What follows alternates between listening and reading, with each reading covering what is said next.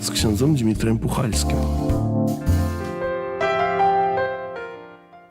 Похвалений Єсус Христос! Вітаю вас, наші дорогі радіослухачі, у черговій передачі.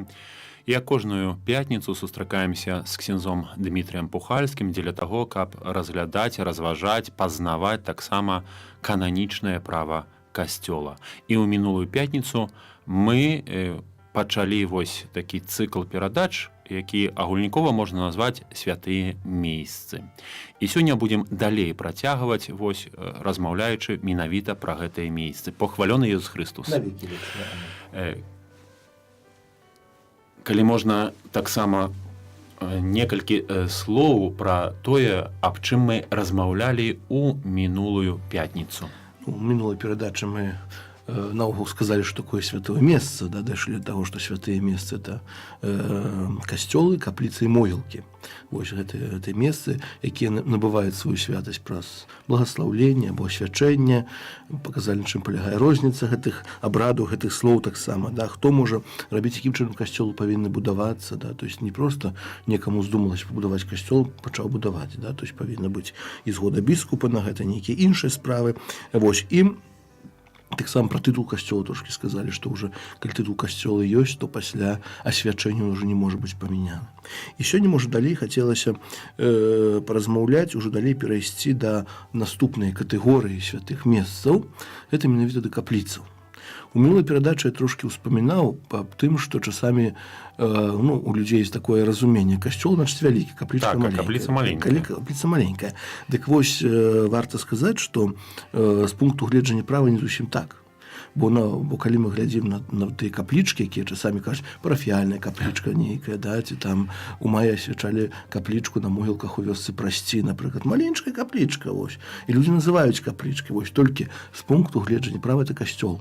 Які б ён не быў, хоць метр на метр, але касцёл, а не каплічка. Чаму? Бо мы казалі, што такое касцёл, да? Касцёл называецца святы будынак, прызначаны для Божага культу, куды вернікі маюць права ўваходзіць для выканання Божага культа, асабліва для публічнага, так? І цяпер што такое капліца? Спачатку дэфініцыю, а пасля паглядзім, да? У чым розніца? Капліцай называецца месца, прызначанае для Божага культа, так само, як тут, з дазволу ардынарыя, для зручнасці пэўнай супольнасці або групы вернікаў, якія там збіраюцца, і куды з дазволу кампетэнтнага настаяцеля могуць прыходзіць таксама іншыя вернікі. Да? То есть мы бачым, што ўжо капліцы маюць пэўныя такія канкрэтныя рэчы, якія характарызуюць. Мае канкрэтнае прызначэнне, і гэта кранаецца перш за ўсё некай групай вернікаў. Перадусім група вернікаў, да? Напрыклад, капліца ў манаскім доме, капліца сясцёр законных, капліца ў семінарыі, так?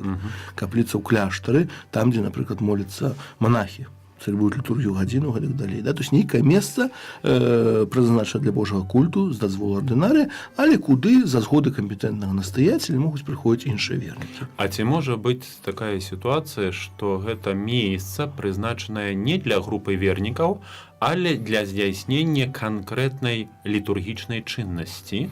Напрыклад, я ведаю аб тым, што калі чалавек памірае, то вельмі часта здараецца такая сітуацыя, што выстаўляюць вось гэтага памерлага, я не ведаю нават, як гэта ў зале такой вось, якую вельмі часта выкарыстоўваюць дзеля вось літургічнай чыннасці пахавання.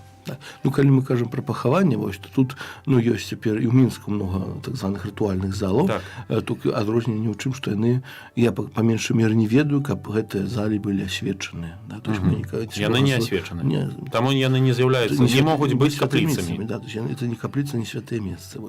І больш таксама... Але ці можа быць, напрыклад, такая сітуацыя, што зрабілі вось нешта такой будыначак, скажем, на могілках, які прызначаны толькі вось для пахавання. Фармальна... І асвяцілі. Не, добра, але толькі для пахавання, але там таксама ім адправяць. Пры пахаванні. Тэарэтычна, можа там хрысціць? Тэарэтычна. Понимаешь, ніхто не хоча на могілках хресціцца. Я бы... Чи шлюб браць. А я вось увесь час думаў, чаму людзі не занадта хацяць хрысціцца і шлюб браць на кальварыі? Ну, калі б один касцёл, ну, не было дзе Ну, дзецца. так. Вось цяпер, да. І это сапраўды прычына часта, чаму людзі не ходзяць у кальварыйскім касцёле шлюб браць, бо это на могілках. Ну так. Так? Ось, і поэтому тое, што мы кажам капліцы на могілках, па сутнасці это таксама касцёл. Это касцёл, да, часцей за ўсё там адбываецца пахаванне, канешне. Ну, или калі трэба некаму звычайную ўшо адправіць, нічому нельга. Напрыклад, ведаем, што капліца, якая знаходзіцца ў ракаве на могілках, яна доўгія гады выкарыстоўвалася. Ну, як касцёл, іншага месца не было. То па сутнасці гэта касцёл. Это касцёл і ёсць. Да. Хаця, кажу, у народзе называецца капліца, Так. пахавальная капліца на могілках. Да? І таксама узгадана сёння прасцей, это некалі была пахавальная капліца. Вось. Але то есть, калі мы кажам вот, у сённяшняй тэрміналогіі, да, то есть капліца, яна перадусім прадназначана для зручнасці, так, альбо для выканання Божага культу пэўнай групы вернікаў, супольнасці або групы вернікаў. Да? Вось. І туды з дазволу кампетэнтнага стаяцеля, як я сказаў, могуць прыходзіць іншыя людзі. Часта бывае так, напрыклад, у нейкіх кляштарах капліца, там штодзённа моляцца, напрыклад, сёстры, так, але ў нядзелю там ёсць капелан, у нядзелю там, напрыклад, вось ёсць святая імша, прыходзіць, скажем так, святар, і тады любы чалавек можа прыйсці на эту святую імшу, то есть капліца не закрываецца. А вось у мяне пытанне, разумею, што у гэтую вось пад гэты вось закон не падпадаюць так званыя прыдарожныя каплічкі. Так. Бо там нават прыйсці немагчыма. Зноў-такі, то, што мы называем прыдарожнай каплічкай, вельмі часта это нешта пабудавана, Так, нават у сэнсе памяшкання няма. Няма. То есть часцей за ўсё... Альбо, напрыклад, у Гальшанах прыдарожная капліца хіба з 17 стагоддзя, гэта такая вежа, на якой фігура з гары, і ўсё, і яна пры дарозе стаіць. Вось. Поэтому, каплічкамі, так, это зноў пытанне тэрміналогіі ўжо зноў. Калі это, бо час, напрыклад, стаіць фігура Маці Божай, называюць капліцай.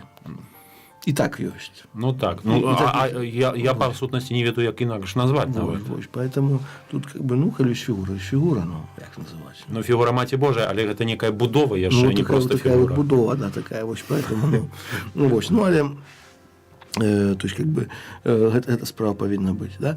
І мы сказали, што капліца становіцца святым месцам з дазволу ардынарыя, і ардынарый не павінен даваць дазвол на заснаванне капліцы, пакуль ён найперш асабіста або праз прадстаўніка не наведае месца, прадназначанае для капліцы, і не ўпэўніцца ў тым, што яна сканструявана належным чынам. Да, то есть, конечно, калі, напрыклад, сёстры пакупляюць сабе нейкі ці дом новую, ці кватэру, яны там знаходзяць месца для капліцы.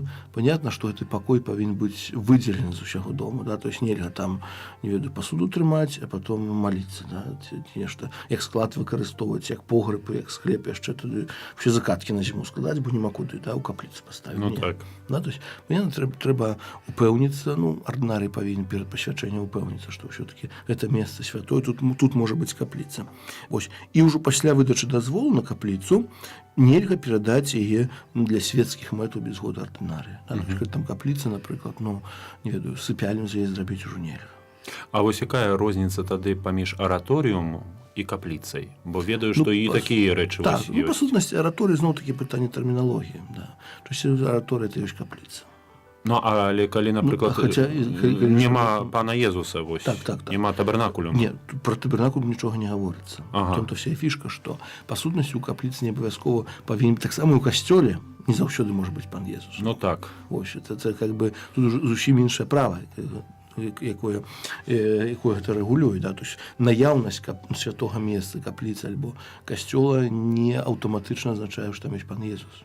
Ну, могілкі, напрыклад. Ну, так, на могілках няма пана. Але нават не ва ўсіх касцёлах ёсць пан Езус. Это, можа, дзіўна для нас гучыць трошкі. Ну, так, для нас дзіўна. Дзіўна гучыць. Але, паехаўшы сёння ў Еўропу, знайдзём вялікую колькасць касцёлаў, святых месцаў. Раз на нейкі час там імша цэлебруецца. Асабліва это вельмі папулярна ў Італіі. Там ёсць нейкі спецыяльны касцёл, спецыяльныя касцялочкі невялічкія, і там толькі раз у год, напрыклад, на Сан-Рокко, на Святога Роха адбываецца імша. Раз у год. Нават на Пасху, на Божае нараджэнне, а вось на Святога Роха ацэлебруецца. І ўсе мясцовыя вернікі прыходзяць, нейкую працэсію робяць. Так проста яно адбываецца. Да? І поэтому, таксама, Да, то есть і сакраменту там няма натуральная справа. Поэтому гэта іншае, гэта не звязаны паміж сабой рэчы. А вось араторыум таксама патрэбна зацвярджэнне месцовага вось ардынарыя, ці гэта сама, скажем, супольнасць можа сабе арганізаваць? Калі мы гаворым, бо калі, напрыклад, ёсць манаскі дом, то наяўнасць манаскага дому уже само собой подразумевает, что есть каплица. Ораториум, як мы называем его. Знову таки питання термінології, бо ще слово ораторія у нас вельми часто може асоціюватися з салезіанським ораторієм. Це нечто інше. Зовсім інше. Зовсім інша справа, але так називається. Так. У нас слово ораторій так у інших Місце молитви вельми часто. Так, але у нас все-таки каплица, костел, оратория, это уже такое, по меньшей мере, я не чув, то, что у Беларуси чув, оратория, это салезианский, например, да?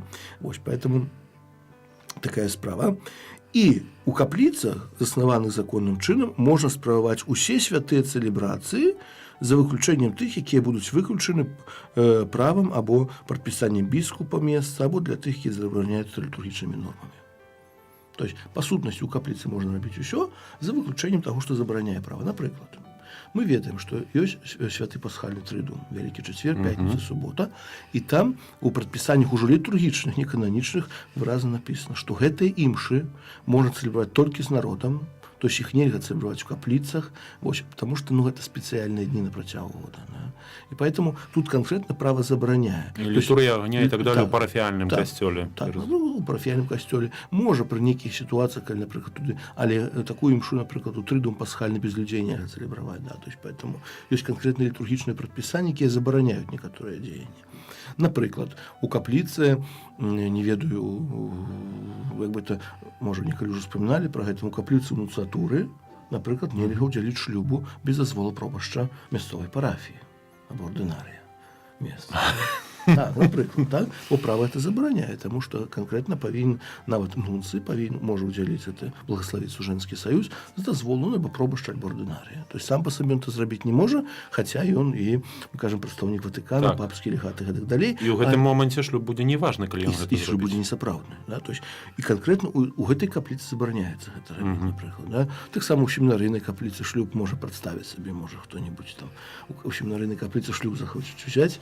Таксама ёсць канкрэтнае прадпісанне, што ой, бедны рэктар. Так, канкрэтна гэта рабіць нельга, але трэба зноў-такі праз парафію ісці, там усё это юрыдычная такая валакіта будзе трошкі, але тэарэтычна таксама у пахавальнай капліцы, да, то есть што права забараняе, можа быць такое ж, напрыклад, капліца, як вы казалі, будзе толькі для пахавання. Зноў-такі, напэўна, не ўбачым чалавек, які захацеў бы там хрысціцца, вянчацца ў этой капліцы. Але всякае можа быць. Але можа быць канкрэтна ардынарый сказаў, у гэтай капліцы можа толькі хаваць. Так, напрыклад, гэта толькі пахавальная капліца, толькі пахавальныя святыя імшы могуць быць. Можа быць і так, тэарэтычна, зноў-такі, права можа ўстанавіць розныя сітуацыі. Да? Поэтому але па сутнасці ў капліцы, напрыклад, семінарыйнай капліцы, у манаскай капліцы, па сутнасці там можа быць усё. І святая імша, і выстаўленне, і ўдзеленне сакраментаў, сакраменталі, ўсё. Да?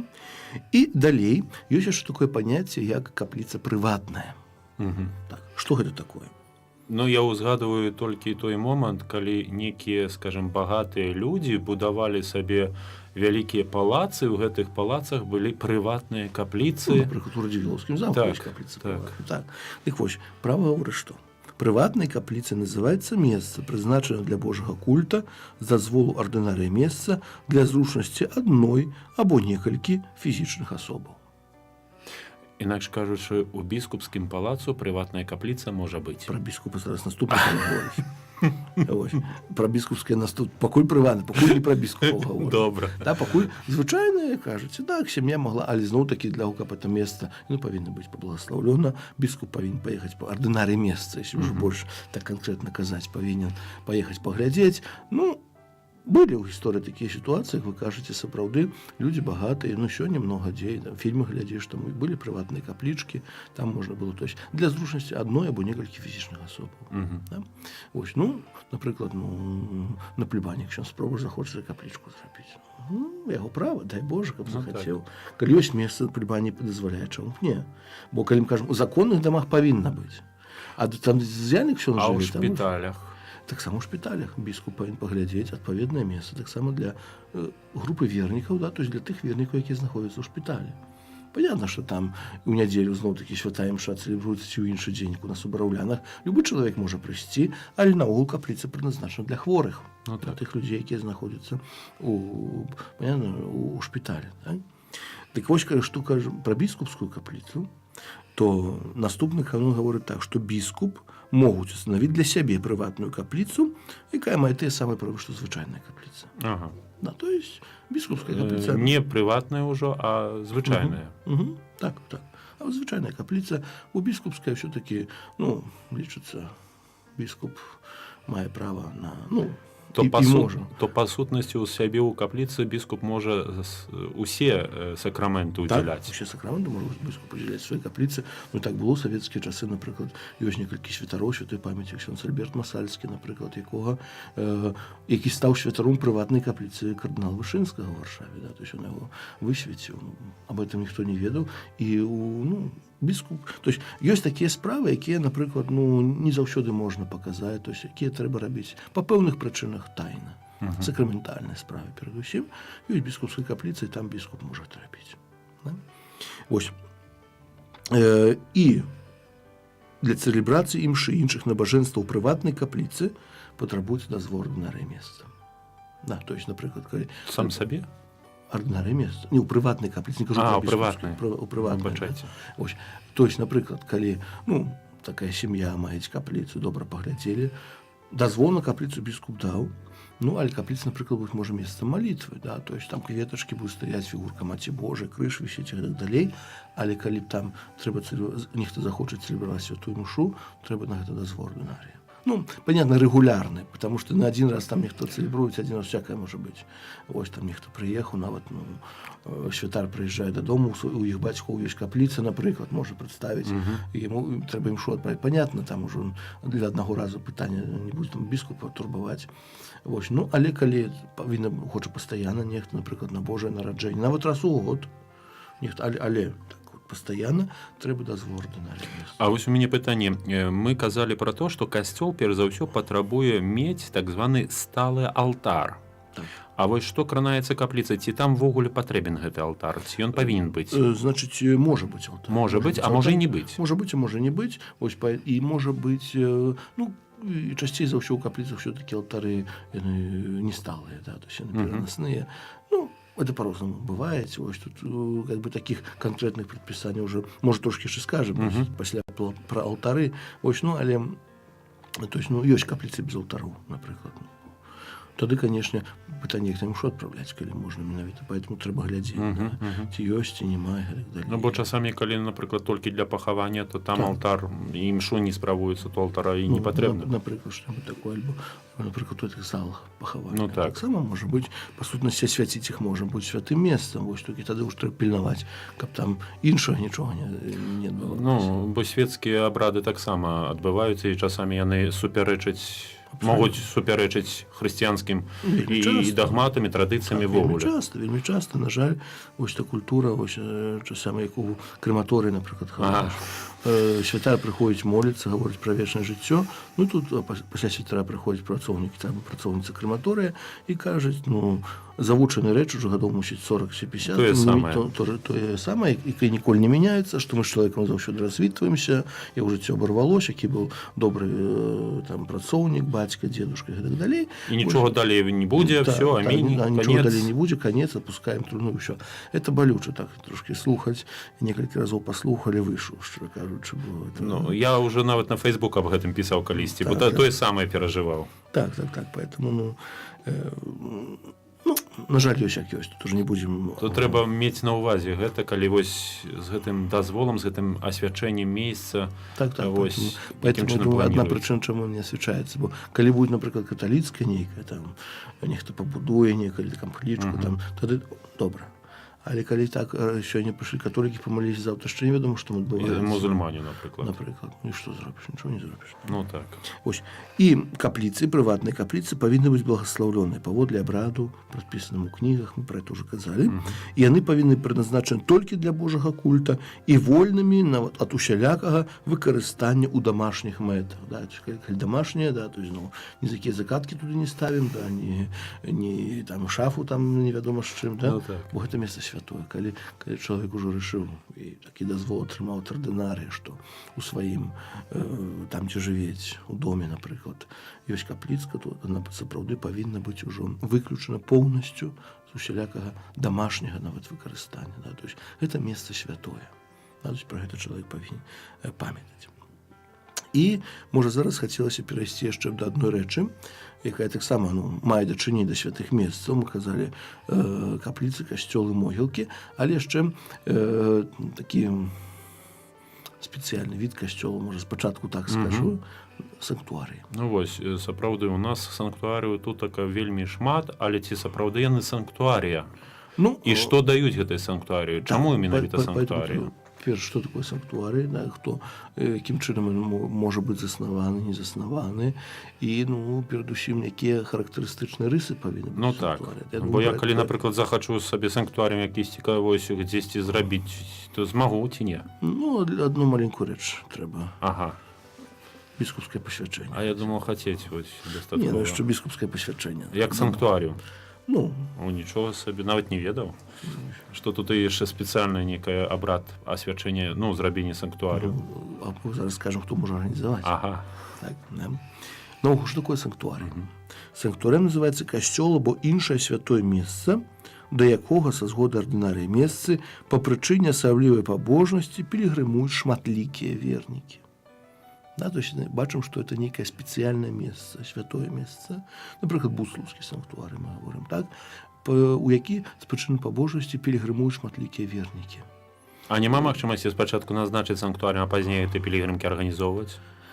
Вось, не каментуючы, больш павінна быць ўсё ж такі, да, то есть спачатку павінна быць месца культу, куды людзі ходзяць, пасля біскуп яго ўжо як бы робіць санктуарыем. Так у праве ёсць напісана. Я разумею. Да? І бываюць санктуарыі, мы ведаем, нацыянальныя, бываюць санктуарыі таксама міжнародныя, бываюць санктуарыі дэцызіяльныя. А вось дзеканальныя? Ёсць адзін прэцэдэнт у адной з дыцэзій Беларусі, што быў заснаваны дэканальны санктуарый, але такой, скажу, такого тэрміну ў кодэксе канечнага права няма. Такі прыватныя дэканальныя. Прыватны. Добра, што ксёндзеканаў арганізоўваць хто? Хіба так. То ж справа, што не. Вось, поэтому, і для таго, каб санктуарый быў нацыянальны, павінен атрымаць згоду канферэнцыі біскупаў. Калі мы кажам пра Буслаўскі санктуарый, нацыянальны санктуарый, мы ведаем, там часцей за ўсё біскупы збіраюцца нашы, і была адпаведная згода. Вось, і Буслаўскі санктуарый называецца нацыянальным, і нацыянальны у нас адзін. У нас. У Беларусі. Так, і можа быць некалькі, але у Беларусі на сённяшні дзень нацыянальны санктуарый адзін. Калі мы гаворым, каб санктуарый называўся міжнародным, павінен атрымаць згоду святога пасаду. У нас такога няма. Санктуарый міжнароднага, але ёсць некалькі, не хочу сказаць, вялікая колькасць санктуарый дэцызіяльных. Санктуарый дэцызіяльны, які можа быць заснаваны дэцызіяльным біскупам, зноў-такі па тых самых прычынах, то есть як месца культу, як месца асаблівай пабожнасці, як месца пілігрымак. Напрыклад, это калі браць Віцебскую дыцэзію, это Браслаўскі санктуарый, мы кажам, у Гродзенскай, напрыклад, Тракелі, ці, напрыклад, яшчэ у Пінскай, зараз Бялынічы, Мінскай, Магілёўскай, тут пытанне. Бо зараз разгледжваецца. Не, разгледжваецца. Вось. То есть Лагішынскі санктуарый, напрыклад. То есть санктуарый на ўзроўні дэцызіяльным, дзе таксама ведаем, пілігрымкі, дзе ёсць пабожнасць, дзе людзі адпаведным чынам моляцца, ідуць у гэта месца. Але што яшчэ важна? Што санктуарый, кожны санктуарый павінен мець свае статуты. Статуты распрацаваныя і зацверджаны кампетэнтнай уладай. То есть калі гэта дэцызіяльны, то біскупам, калі это нацыянальны, то канферэнцыі біскупаў, калі это міжнародны, то святым пасадам. А ці можна трохі нешта больш так падрабязней, што гэта за статуты такія? Так, што это такое? Таму што санктуарый, апрача таго, што это месца, напрыклад, малітваў, то гэта месца таксама атрымання асаблівых ласкаў, могуць быць асаблівыя адпусты ў санктуарыях. І вось статуты рэгулююць наогул ўсё, напрыклад, як санктуарый, што это за месца, да? Да чаго людзі прыходзяць, хто з'яўляецца кусташам санктуарый, напрыклад, хто апякуецца, якія яго абавязкі, якія яго правы, што ён можа, што не можа, што ў гэтым санктуарый знаходзіцца, да, які ён абраз можа даць на рэнавацыю, які можа, не можа аддаць, хто гэта вырашае, ці ён, ці біскуп і гэтак далей, да? Якім чынам, понятно, што кусташ ёсць, але не адзін дзейнічае, да? То есть павінна быць нейкая рада, якая вырашае. Бо таксама не можам права касцёла бароніць, і кажуць, абарона ад дурака. Всякае можа быць, мала ли што кусташ у галаву збрэдзе, там перакрасіць у які-небудзь ружовы колер, што-небудзь там. Альбо як апошнія часы ты вокладку на абраз налажыць. Што-небудзь, розныя рэчы могуць быць. То ёсць пэўныя рэчы, якія нельга кранаць, напрыклад, якія можна. Пасля, напрыклад, духоўныя ласкі, якія людзі могуць атрымаць, напрыклад, ёсць спецыяльныя прывілеі, некаторыя, напрыклад, ёсць у Польшы адзін санктуарый, не памятаю дзе, але там мае такі прывілей, што круглы год адпраўляюць ратнія святыя імшы, адвентавыя. Яны маюць такі прывілей. Напрыклад, нейкія спецыяльныя адпусты могуць быць, да? Нейкія там, то есть усё, што звязана з функцыянаваннем санктуарыя, да, то есть якія ласкі можа атрымаць, калі прыехаць. І цяпер гэтыя статуты, калі кранацца перш за ўсё гэтых духоўных ласк, то, наколькі разумею, ксёндз біскуп ардынарый месца не можа зацвердзіць як такавых. Тут трэба звяртацца да сталіцы апостальскай ужо, напрыклад, адпуст атрымаць нейкі. Не, з адпустам там мы пра адпусты. Мы казалі пра адпусты. Так, пра адпусты, так. Поэтому тут, ёсць часамі некаторае права, старое правае. Давала біскупам пэўную ўладу, калі яна захавалася, нікаму крыўду не прыносіць, яно ёсць, напрыклад, да. Это ўжо з адпустамі там сітуацыя такая. Часцей за ўсё трэба пенітэнцыярыю прасіць па адпустах, але, напрыклад, нейкія там прывілеі спецыяльныя, да, то есть, напрыклад, біскуп можа зноў-такі дазволіць адпраўляць імшу Маці Божай, напрыклад, калі малежны санктуары, нават калі ўспамін нейкага іншага ёсць. Бо згодна з агульным календаром літургічным, так, калі, напрыклад, в суботу звычайны дзень, то можна ў суботу імшу Маці Божай адправіць. Калі, напрыклад, есть такое свята, невялікае, напрыклад, нейкага апостала, так, апосталаў, мучанікаў, так. Альбо калі я прыязджаю пілігрымку ў гэта месца. Пілігрымка, да. То есть таксама это павінен быць дазвол, да. То есть, але это ўжо можа ардынарый даць такія дазволы, да. Поэтому это ўсё прапісана ў санктуарыі. Адносне вопраткі кусташа. Там ужо. Пілігрымку насіць ці не насіць. Напрыклад, таксама можа быць, да. Бо гэта дэцызіяльная справа, да, напрыклад. Там, напрыклад, можа загадаць там, што не ведаю, канонік капітула не перамоліцца, напрыклад, падчас урачыстасцяў, да. То есть гэта ўсё павінна быць у статутах напісана, да. То есть, па сутнасці, як у кожным статуце апісана ўсё функцыянаванне гэтага святога месца. Але яны павінны быць зацверджаны біскупам. Разумею. Гэта такая справа, да? І далейшы параграф гаворыць, што ў статутах трэба вызначыць перадусім мэту, уладу кусташа альбо рэктара, права ўладання, кіравання маёмасцю і гэтак далей, да? Некаторым санктуарыям, то што мы сказалі, могуць быць удзелены прывілеі, калі акажацца, што да гэтага скланяюць мясцовыя абставіны, вялікая колькасць пілігрымаў і асабліва дабравернікаў, да, то што сказалі некаторыя. І што яшчэ вельмі важна, што ў санктуарыях вернікам павінны быць прадстаўлены дастатковай колькасці сродкі збаўлення. Такія як абвяшчаючы сур'ёзна Божае Слово, так, это кодекс гаворыць, так, садзейнічаць адпаведным чынам літургічнаму жыццю, перадусім праз цэлебрацыю сакраментаў эўхарыстыі і пакаяння, а таксама развіваючы зацверджаныя формы народнай пабожнасці. Да, то есть, па сутнасці, як мы кажам, што гэта месца асаблівае такое, людзі прыязджаюць туды, павінны мець магчымасць імшу адправіць, павінны мець магчымасць паспавядацца, да, то есть санктуарый не можа быць закрыты замок, адкрывацца раз у тыдзень толькі, не. І пробач. Альбо раз на год. Альбо раз на год, і пробач невядома дзе, да? То есть, гэтыя справы павінны быць, это зноў-такі, гэта тое, што вызначае санктуарый. Да, то есть гэта права, якое яго датычыць.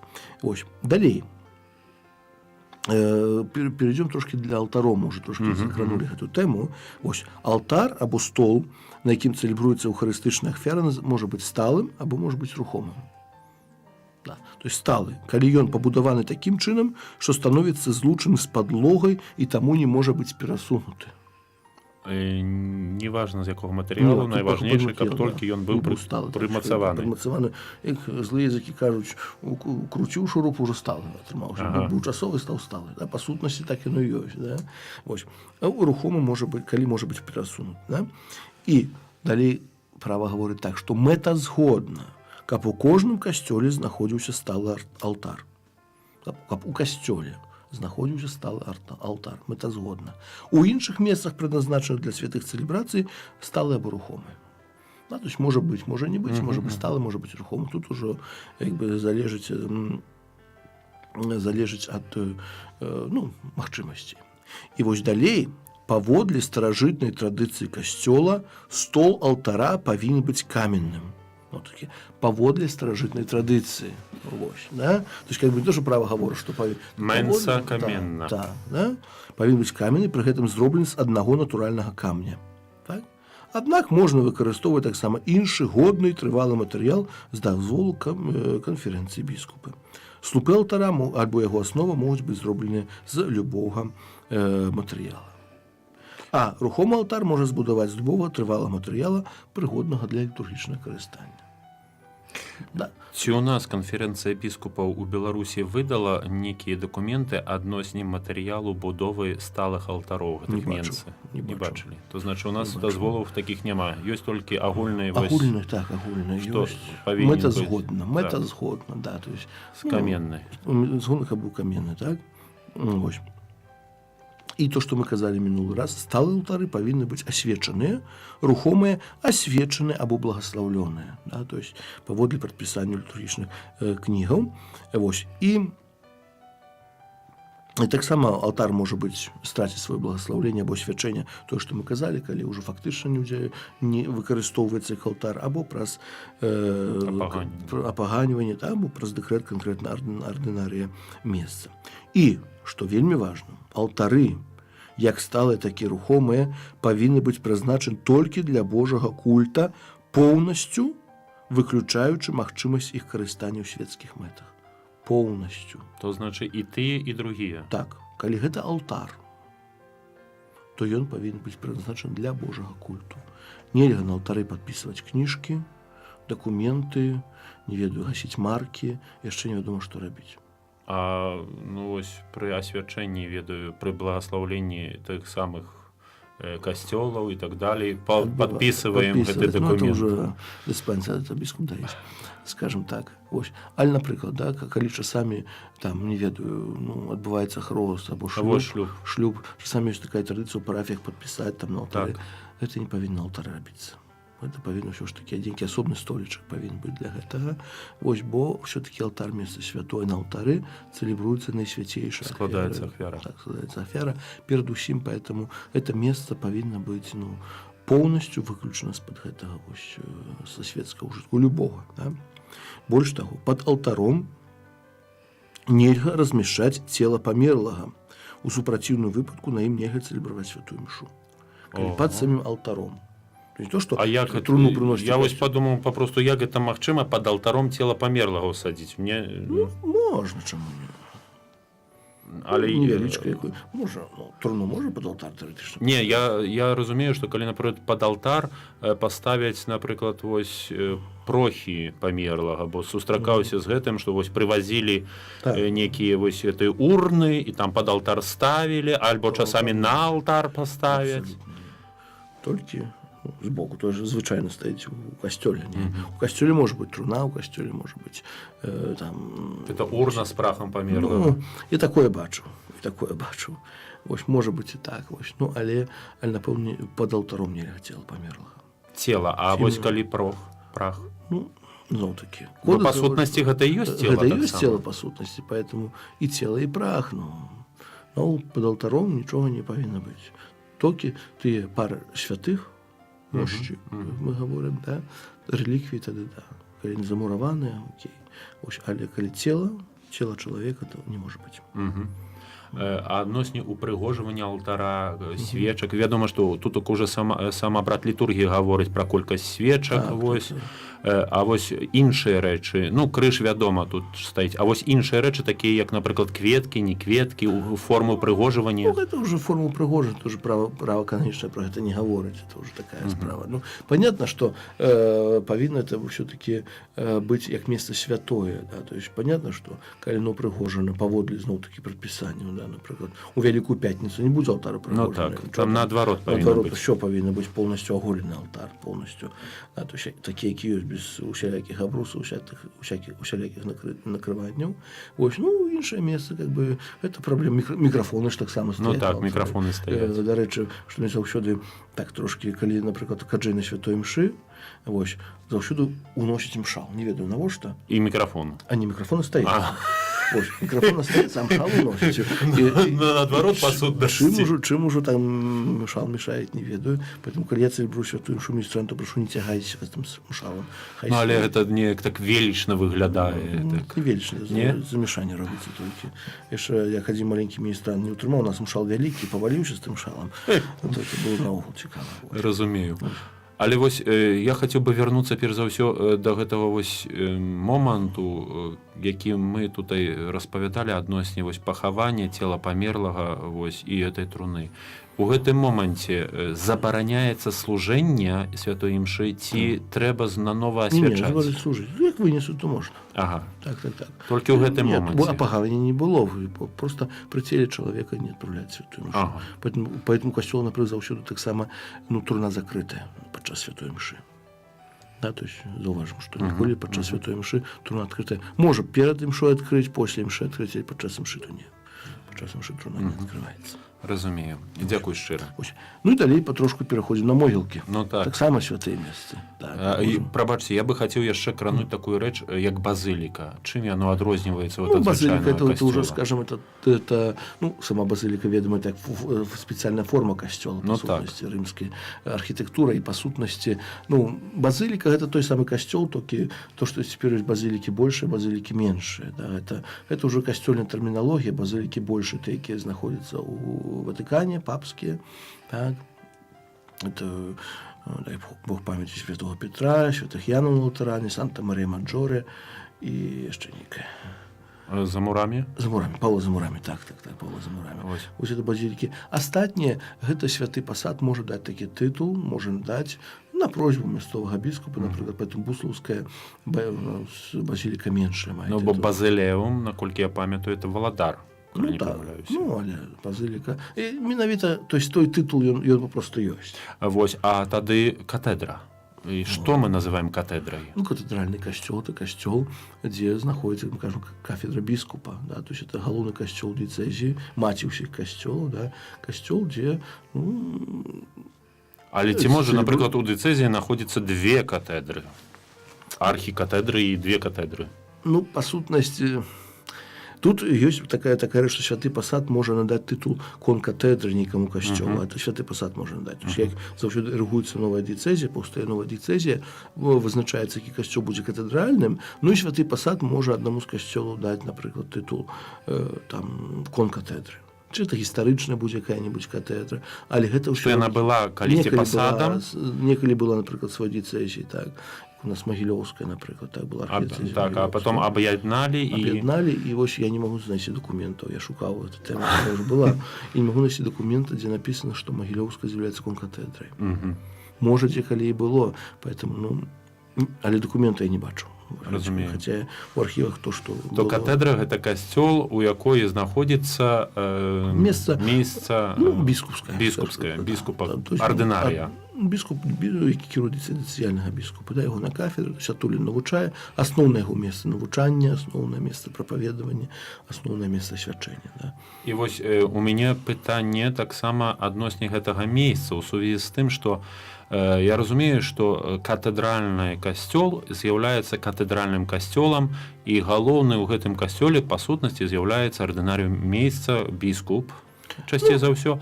А вось як быць спробашчым гэтай катедры? Ну, пробашч катедры, катедра таксама як іншая катедра, это парафія.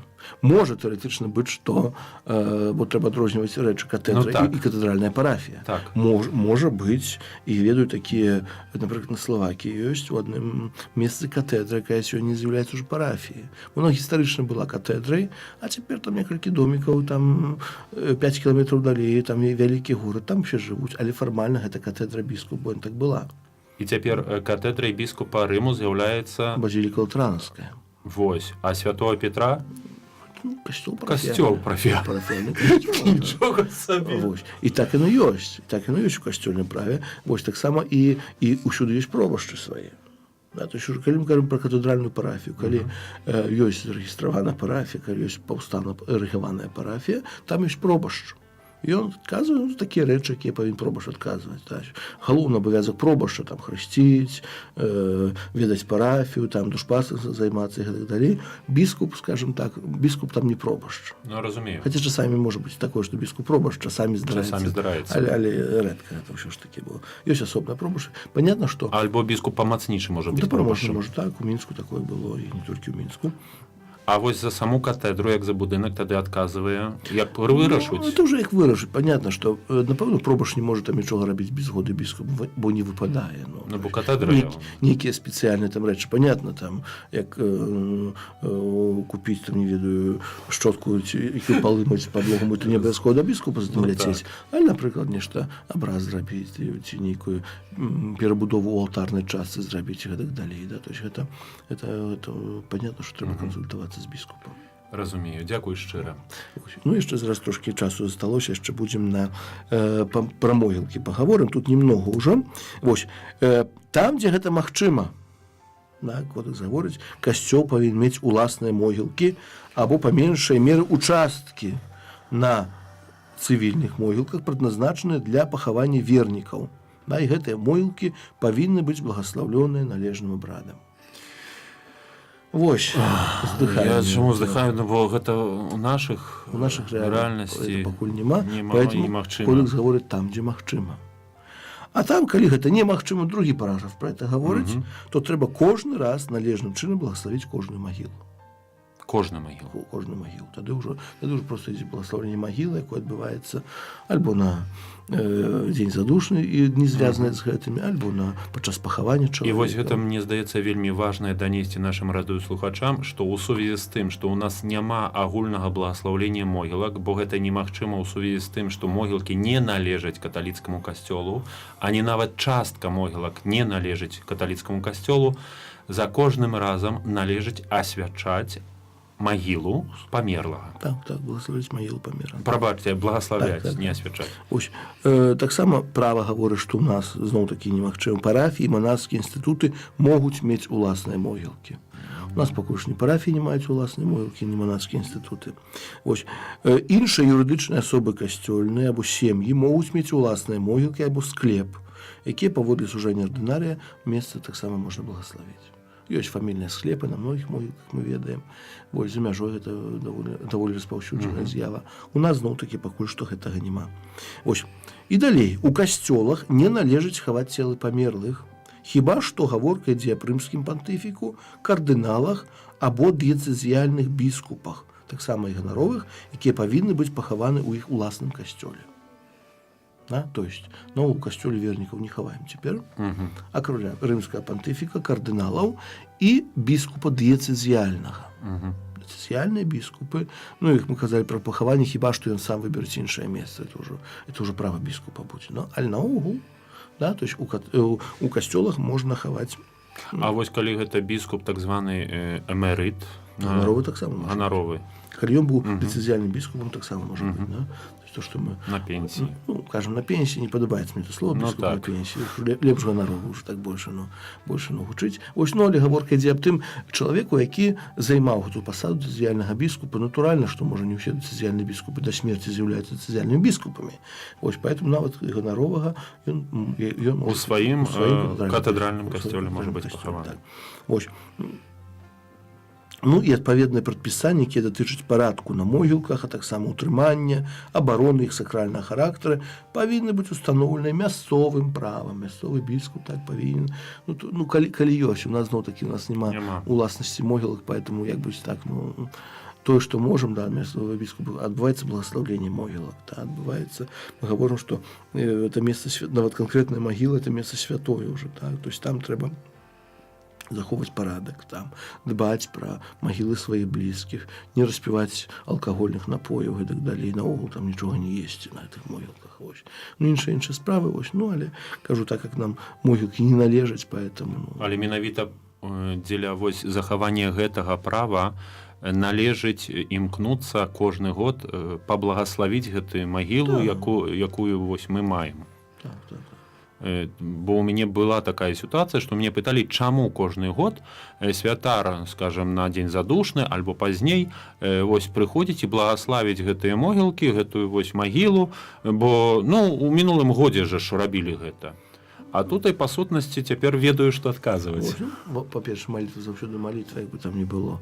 Мы там за могілку благословляем, але там таксама тэкст і учынік аб цела пахаванае. То есть мы і так молімся за памерлага. То есть это не толькі фармальнае благословенне магілы і вадой свянцонай трошкі так лінуць туды, не? Толькі сапраўды таксама малітва за памерлых. Поэтому кожная малітва за памерлых, яна таксама, мы верым, што прычыняецца. Так, з тым, што гэтую малітву за памерлых можна зрабіць адну за ўсіх, альбо дзесьці там, а тут канкрэтна зразумела, што трэба яшчэ і благаславіць гэтую магілу. Дзякую шчыра. Гэта тое, што мы расказалі пра святыя месцы. Хацеў бы запытацца яшчэ адносна пахавання ў касцёле, бо калі мы казалі пра пахаванне нашых вернікаў, казалі, што перш за ўсё касцёл імкнецца, каб вернікі былі хаваны ў зямлі. А адносна пахавання ў касцёле, ці прадугледжвае нейкі адыход ад гэтага, ці гэта трэба ў падлозе, ці гэта можна, як раней у сценах замуроўвалі. Бо, напрыклад, ведаю таксама тыя могілкі за мяжой, дзе ввогуле не хаваюць у зямлі, а проста ўкладаюць у такія нішы сцен. Ёсць такое, напрыклад, у кляштарах маладзе. Это ўжо як дагаварыцца. Таму што касцёл захвочвае зямлю, калі гаворым пра касцёл, таксама святое месца. Тут можа быць, напэўна, можа быць у сцяне, і як там выходзіць. Бо ведаю, у кляштарах хавалі пад парогам. Часамі пад парогам было. Пад парогамі хавалі. У нас семінарыя была варшаўская, была ў кармелітанскім кляштары. Там было вельмі многа манахаў пахаваны, рабілі якраз рэнавацыю, як я быў. Сапраўды выхад быў з-пад парога, і прямо яны тут ўжо ўсе і былі. Разумею. Дзякую шчыра. Дарагія нашы радыёслухачы, хацеў бы падзякаваць ксяндзу Дмітрыю Пухальскаму за сапраўды вельмі цікавую і карысную інфармацыю, якую мы пачулі адносна святых месц. Маем надзею, што гэта інфармацыя была карыснай таксама і для вас, і калі у вас ёсць нейкія пытанні, калі ёсць нейкія прапановы, альбо, быць можа, таксама хто-небудзь хоча падзяліцца сваім досведам. Калі ласка, ёсць магчымасць напісаць да нас, альбо патэлефанаваць да нас дзеля таго, каб гэта ўчыніць. Дзякую шчыра, пахвалёны Езус Хрыстос. Вы слухалі перадачу «Кодекс кананічнага права» з ксяндзом Дмітрыем Пухальскім.